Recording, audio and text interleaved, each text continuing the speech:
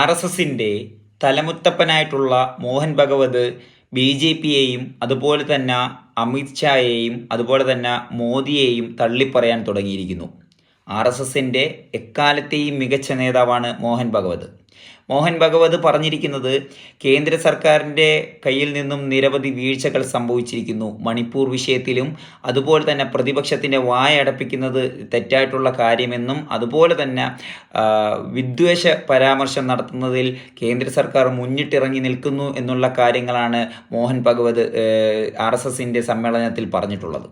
വളരെ വ്യക്തമാക്കുന്ന ചില കാര്യങ്ങളാണ് മോഹൻ ഭഗവത് പറഞ്ഞിട്ടുള്ളത്. RSSും BJPയുമായിട്ടുള്ള ആ ഒരു കൂട്ടുകെട്ട് അവസാനിക്കുന്ന രീതിയിലേക്ക് കാര്യങ്ങൾ നീങ്ങുന്നു എന്നുള്ളതാണ് മനസ്സിലാക്കാൻ സാധിക്കുന്നത്. കഴിഞ്ഞ 10 കൊല്ലമായിട്ട് RSS എന്ന് പറയുന്ന സംഘടനയുടെ വായിൽ നിന്നും അല്ലെങ്കിൽ ആരുടെയെങ്കിലും വായിൽ നിന്നും ഒരു വാക്ക് പോലും പറഞ്ഞിട്ടില്ല എന്നുള്ളതാണ് സത്യാവസ്ഥ. ഇനി